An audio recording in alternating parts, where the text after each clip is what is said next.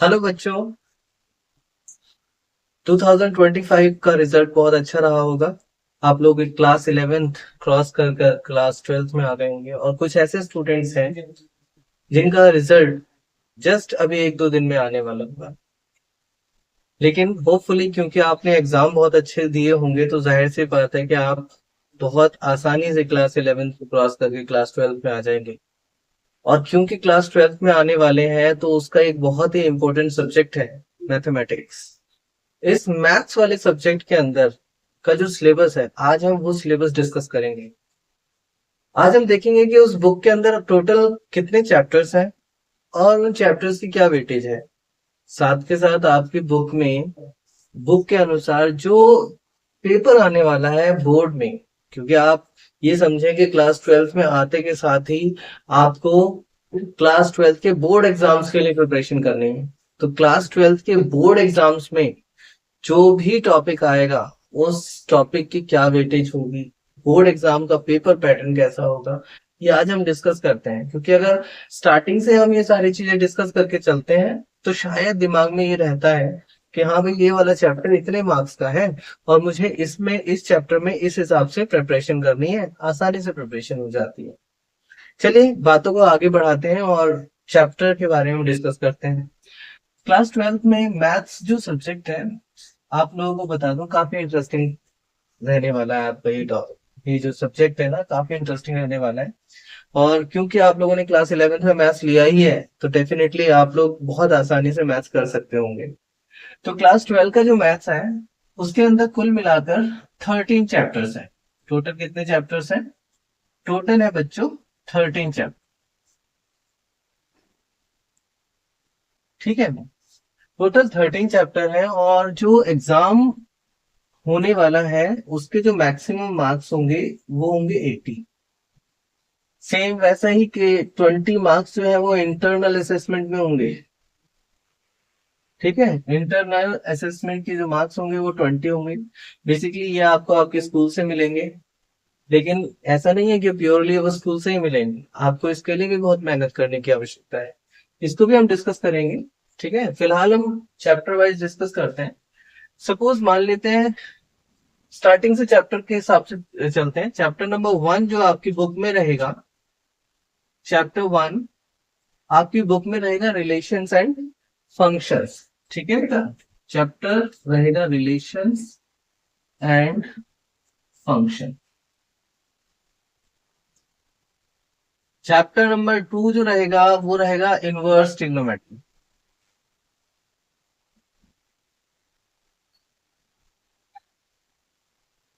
तो inverse trigonometry रहने वाला है chapter number 2।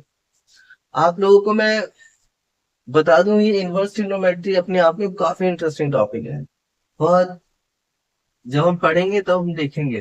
Chapter number 3 matrix, matrices, ये होने वाला है चैप्टर नंबर 3। ठीक है, चैप्टर नंबर 4 इसका एक्सटेंडेड वर्जन है, यानी कि डिटर्मिनेंट्स।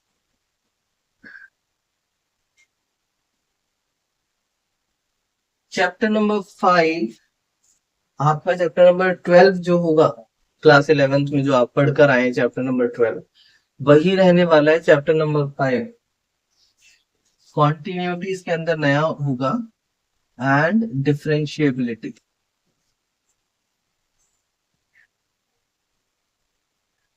कॉन्टिन्यूटी एंड डिफरेंशिएबिलिटी ये चैप्टर रहने वाला है आपका चैप्टर नंबर 5। क्योंकि हम जब कॉन्टिन्यूटी और डिफरेंशिएबिलिटी को पढ़ चुके होंगे तो जाहिर सी बात है कि इसकी एप्लीकेशंस करने में बहुत आसानी होगी हमें। तो चैप्टर नंबर 6 होगा सम एप्लीकेशन ऑफ डेरिवेटिव, या फिर कह सकते हैं एप्लीकेशन ऑफ डेरिवेटिव्स। बहुत इंपॉर्टेंट है, ये बहुत इंपॉर्टेंट टॉपिक है। ठीक है, अगर आप लोगों को डिफरेंशिएबिलिटी या डिफरेंशिएशन करना आता है तो बहुत आसानी से आप बहुत सारी चीजें और भी कर सकते हैं। तो बेटा ये तो मैंने आपको पहले नहीं बताया, इन ये जो 13 चैप्टर्स हैं आपको ये 13 चैप्टर्स दो डिफरेंट बुक्स में देखने को मिलेंगे। ये जो 6 चैप्टर्स हैं इसकी बुक 1 होगी और जो बाकी चैप्टर्स मैं लिखने जा रहा हूँ वो चैप्टर बुक 2 में होंगे। और बुक 2 के जो चैप्टर्स हैं चैप्टर नंबर 7 होगा, ये हमारा चैप्टर नंबर 7 होगा इंटीग्रल्स। चैप्टर नंबर 7 होगा हमारा इंटीग्रल। चैप्टर 8 होगा application of integrals. Application of integrals, chapter number 8 हमारा होगा एप्लीकेशन ऑफ इंटीग्रल्स। ठीक है। चैप्टर नंबर 9, चैप्टर नंबर 9 होगा डिफरेंशियल इक्वेशन।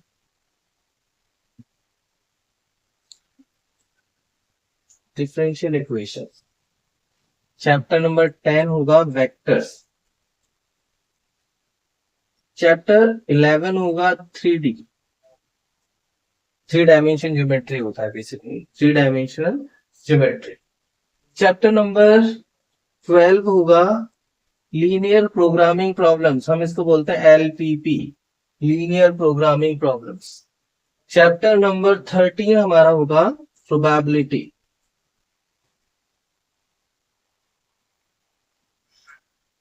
तो बच्चों ये चैप्टर्स होने वाले हैं आपके बुक 1 में, ये वाले चैप्टर्स आपके बुक 1 में होने वाले हैं, और ये जो सारे चैप्टर्स हैं ये आपके होने वाले हैं बुक 2।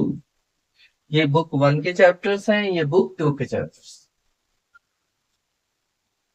दोनों ही बुक्स काफी इंटरेस्टिंग है, दोनों ही बुक्स के जो चैप्टर्स हैं काफी इंटरेस्टिंग है। क्लास 12 का मैथमेटिक्स एक्चुअल में काफी इंटरेस्टिंग है, और जब हम पढ़ेंगे इनको तो और समझ आएगा, मजा आएगा इनको पढ़ने में। चलिए वेटेज देखते हैं। चैप्टर नंबर 1 की जो वेटेज होगी ना बच्चों, ये ऑलमोस्ट 8 मार्क्स की वेटेज है चैप्टर नंबर 1 की, almost 8 marks.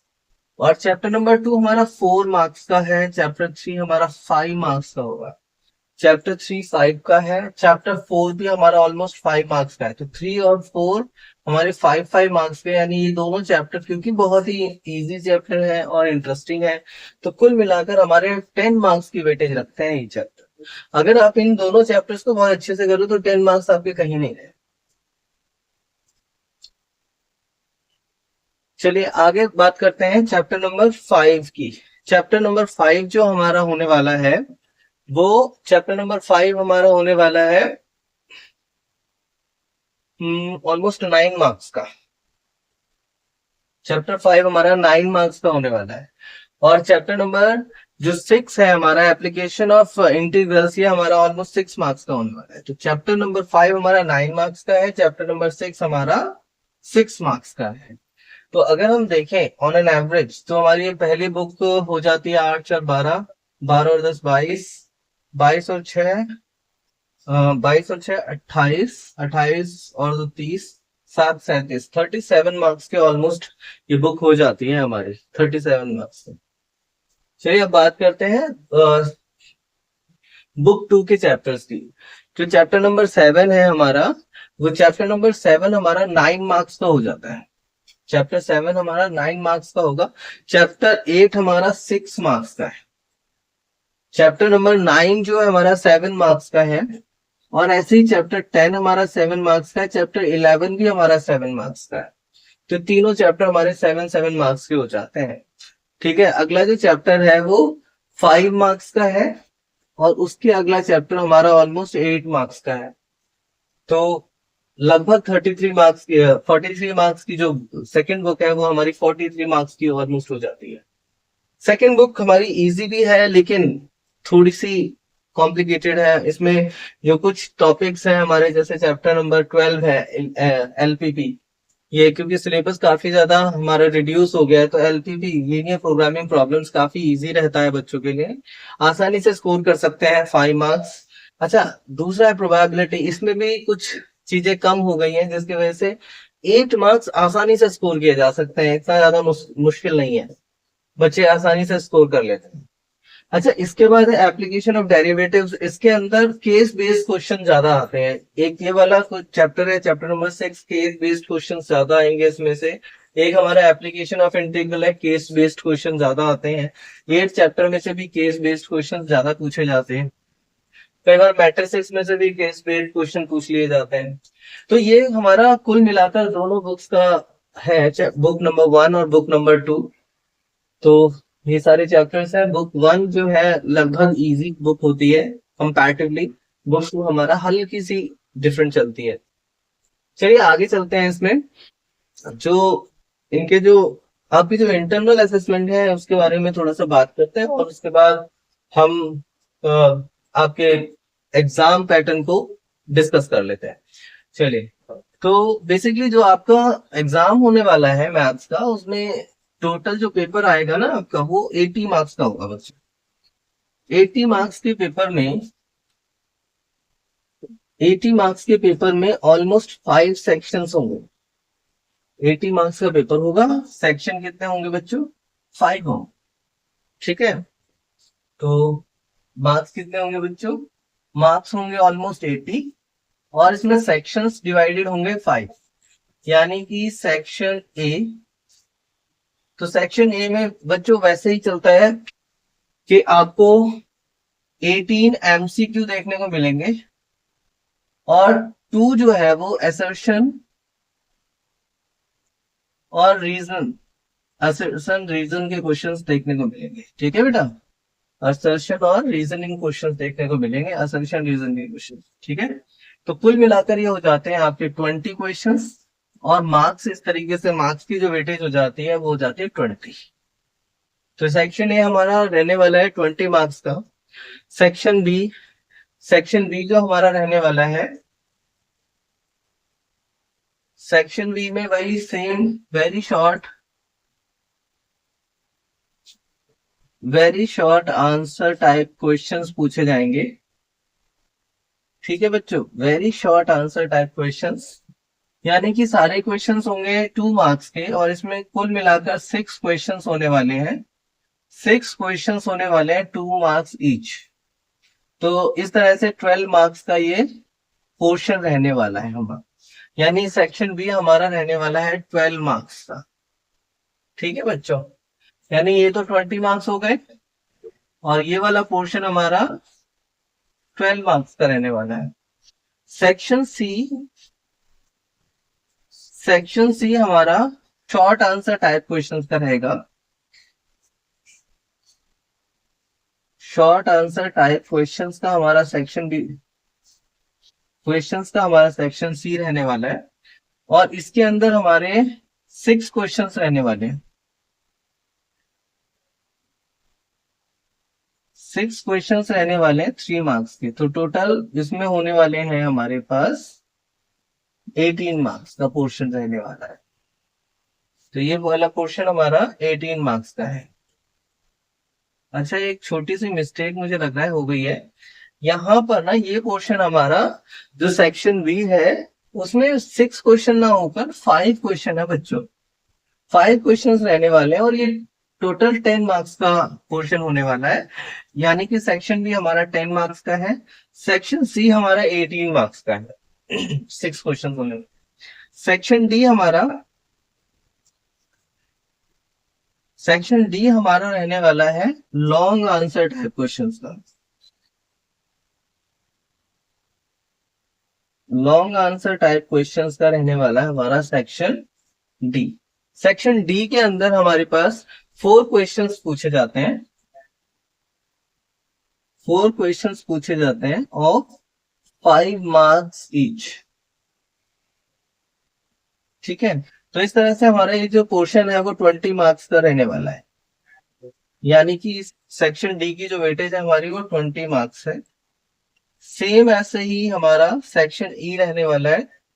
Section E, section E जो है, इसमें हमारे ये बेसिकली केस बेस्ड क्वेश्चंस होते हैं। केस बेस्ड क्वेश्चंस, और अब तो आप लोगों को आदत पड़ गई होगी, क्योंकि आप लोगों ने काफी सालों से ये सेम पैटर्न फॉलो किया है। हर मतलब 9, 10, 11, 12 सब में केस बेस्ड क्वेश्चंस आते हैं। तो एक छोटा पैराग्राफ होगा, बाकी मैथ्स के जो फॉर्मूले लगेंगे उसके अकॉर्डिंग उस केस को सॉल्व करना होगा। तो केस बेस्ड क्वेश्चंस है। इसमें बेटा 3 क्वेश्चंस होते हैं। 3 क्वेश्चंस, और हर क्वेश्चन की वेटेज 4 मार्क्स होती है। तो इस तरह से बच्चों 12 मार्क्स का पोर्शन हो जाता है ये। 12 मार्क्स का ये पोर्शन हो जाता है। और कुल मिलाकर इसके भी कितने मार्क्स हो जाते हैं, 12 मार्क्स। अगर हम टोटल करें तो टोटल देखें, 20 और 10 30, 40 48, 48 58 68, 68 70, 70 और 10 80, तो टोटल कितने आगे बच्चों, 80 मार्क्स। तो ये इस तरह से आपका पेपर रहने वाला है, जो कुल मिलाकर 80 मार्क्स का होगा। ठीक है, अब 80 मार्क्स तो आपको खुद मेहनत करके बढ़िया तरीके से तैयारी करके लेके आने हैं। और मैं आपको बता सकता हूं कि अगर आप हमारे साथ जुड़े रहे तो मैं आपको गारंटी देता हूं कि 80 मार्क्स में से आपके 80 भी आ सकते हैं, 79 भी आ सकते हैं, 78 भी आ सकते हैं, 77 भी आ सकते हैं। लेकिन कोई बच्चा जो मेरे साथ पूरी तरह से लगा है वो 75 से नीचे मार्क्स ला ही नहीं सकता। अगर उसने अच्छे से मेहनत करी है, बढ़िया तरीके से हमारी सारी वीडियोस के साथ चला है, अच्छे तरीके से पढ़ाई करी है, उससे कहीं नहीं गए 75, आउट ऑफ 80 बोल रहा हूँ बच्चों, आउट ऑफ 80। ठीक है, आउट ऑफ 80 आप 75 तो कहीं नहीं गए, कहीं पर भी नहीं गए। अगर थोड़ा सा अच्छे से तैयारी करोगे तो 80 आउट ऑफ 80 दिलवाऊंगा आप लोग। एनीवेज, चलिए वो तो आगे की बात है। फिलहाल हम बात करते हैं कि हमारा जो 20 मार्क्स का पोर्शन होने वाला है उसका क्या तरीका है। 20 मार्क्स का जो पोर्शन है ना, 20 मार्क्स का जो पोर्शन हो रहा है इसके अंदर हमारे, वैसे तो देखो 10-10 मार्क्स के दो सेक्शंस डिवाइड किए हैं।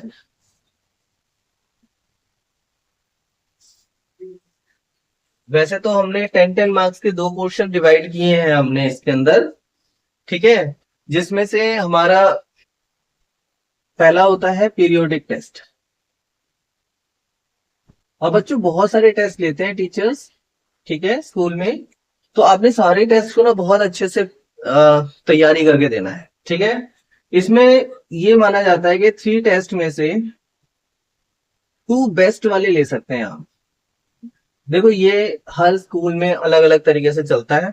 फिलहाल ये मान के चलते हैं कि अगर आपके 3 पीरियोडिक टेस्ट हुए हैं तो कोई भी 2 बेस्ट टेस्ट के मार्क्स आपके लग सकते हैं। और ये पोर्शन आपका हो जाता है 10 मार्क्स का। कितने मार्क्स का पोर्शन हो जाता है बच्चों, 10 मार्क्स का पोर्शन हो जाता है। बाकी जो 10 मार्क्स हैं ये दूसरे पोर्शन के अंदर दिए गए हैं, जिसमें आपकी लैब एक्टिविटीज, आपका बिहेवियर, ठीक है, आपकी फाइल, आपका काम, ये सब कुछ देखा जाता है। तो ये जो सेकंड है ये हमारा 10 मार्क्स का पोर्शन बन जाता है। तो इस तरीके से 10 और 10 कितने हुए आपको, 20 मार्क्स। अगर आप अपना अच्छे से तैयारी करके चलेंगे तो ये 20 तो आपके आसानी से मिल सकते हैं। और 20 यहाँ पर आ गए और 80 में से आपके अगर 80 आ गए तो 100 आउट ऑफ 100 हो गए। अगर 20 यहाँ पर आ गए और इसमें से 75 हो गए तो आपके 95 मार्क्स आ गए। बच्चों 95 मार्क्स बहुत ही आसानी से लिए जा सकते हैं, इसमें कोई समस्या नहीं है। ठीक है, यहाँ पर भी आप अपनी पूरी प्रिपरेशन के साथ चलें, टीचर्स के साथ पूरा सहयोग करें तो डेफिनेटली आप बहुत अच्छे मार्क्स ले सकते हैं। तो बेटा यही था हमारा जो पोर्शन है क्लास 12 में, हम पूरे साल में ये पढ़ेंगे। आप अगर मेरे साथ कंटिन्यूटी में चलेंगे तो डेफिनेटली कोशिश करूंगा मैं अक्टूबर के एंड तक या अक्टूबर में हम ये सिलेबस को कंप्लीट कर लें। हार्डली नवंबर के फर्स्ट वीक में हम सिलेबस कंप्लीट कर लेंगे। फिर उसके बाद सारे PYQs चलेंगे, जो प्रीवियस ईयर में हमारे क्वेश्चंस पूछे गए हैं वो चलेंगे, साथ के साथ हमारे खुद के जो नोट्स हैं, खुद के जो असाइनमेंट्स हैं वो चलेंगे।